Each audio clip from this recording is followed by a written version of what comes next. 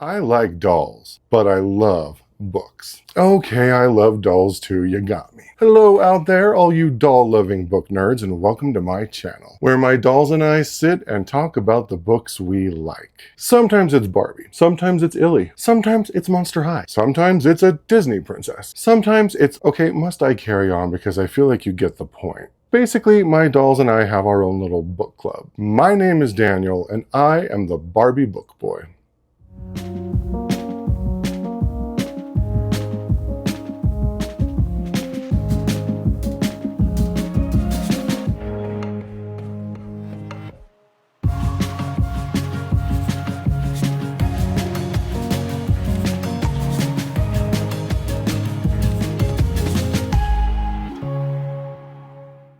Happy fall, y'all! It's officially spooky season, and I am fully prepared to embrace my basic-ass autumnophile status. There will be bonfires, and apple pie, and cozy blankets, and dead everything. You guys, if I could, I would pretty much just spend the entire spooky season sitting here hanging out with my dolls, reading them stories from my beloved books, telling them all of my woes, or singing them medieval ballads while I brush their hair for hours. Meow, meow, meow, meow, meow, meow, meow, meow. But thanks to poverty, I'm forced to keep a day job, and my dolls are really the ones who suffer for it.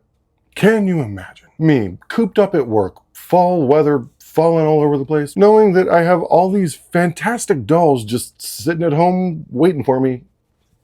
Just waiting. It's enough to make me crazy. How can I ever be expected to get anything done? If I could turn back time... Cher, wait your turn. Anyway, I'd become a vampire. But like in my 20s when I was a young, happening little whippersnapper. Not today. If I were a vampire, I wouldn't need to work and I would have all the time in the world to myself. Well, so long as no one comes along and toothpicks me in the chest. Oh, the luxury of eternal playtime with my dolls. I can't believe more vampires aren't just sitting at home playing with dolls. Like, what are we even doing? And that's exactly the type of question I intend to explore with today's book, Bury Our Bones in the Midnight Soil by V.E. Schwab.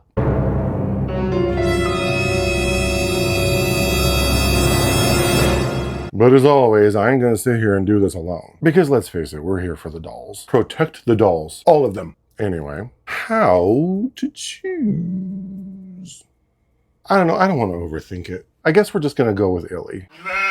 And why not? She's spooky as a Sally the Ragdoll Disney bounding lady. For those of you who don't know, Disney bounding is when people dress in a style that's representative of various Disney characters instead of an actual costume, because costumes are prohibited at the Disney parks. I don't know, I guess they don't want people in costumes being mistaken for park employees or something. So Disney goers do this instead. And just look at her in her Sally style. She is so beautiful with her coppery hair and little purple strand that I believe actually glows in the dark. And of course, no trip to Disney would be complete without a cute little bag to carry all of your snackies. And these shoes, while they're cute, also kind of seem like they'd be perfect for spending hours and hours and hours walking around Disneyland like all day. And of course, she's repping her boy, Mr. Jack Skellington himself. Some of these Illy dolls do not have park-friendly footwear. So, now that we're all properly acquainted, let's get into it.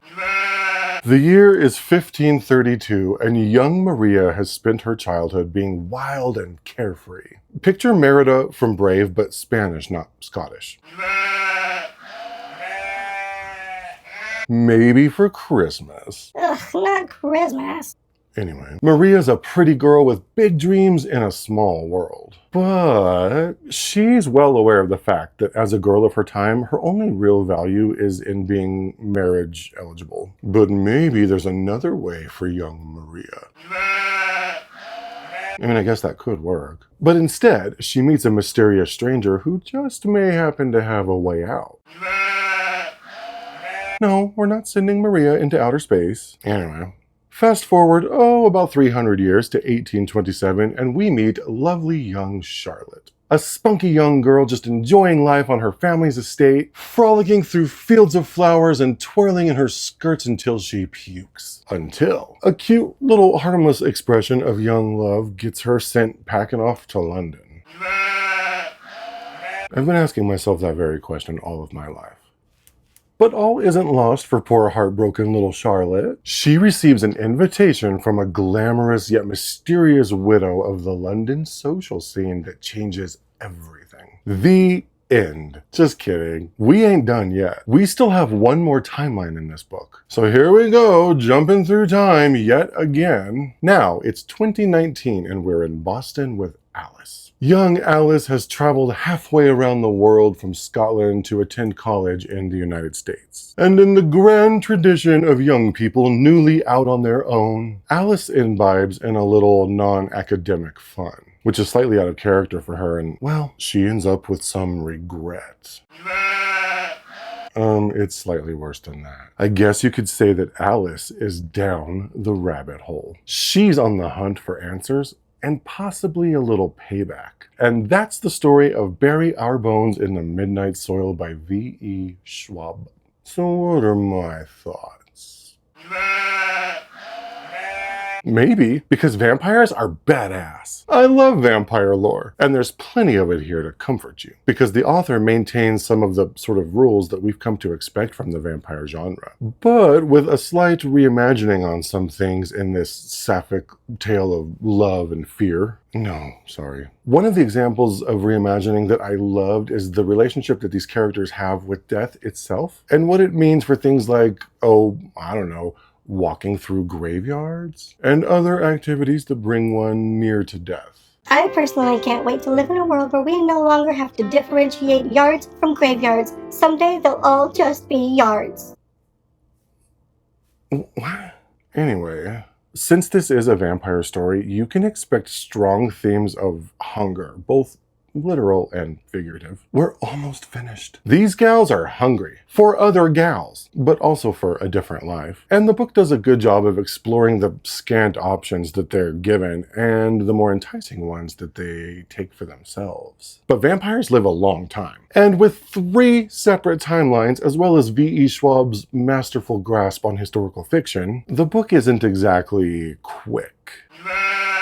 Which I love because I was able to settle in and go on a nice long journey that filled me up like a tick on a dog. But in this fast-paced world of drive-through tacos and gas fireplaces, I can understand how that wouldn't be for everyone. We aren't all equipped for eternal life. And at over 500 pages, that's exactly how this book could feel to some people. I, for one, don't mind waddling through the centuries, so it was cool with me. So there you have it, our thoughts on Bury Our Bones in the Midnight Soil by V.E. Schwab.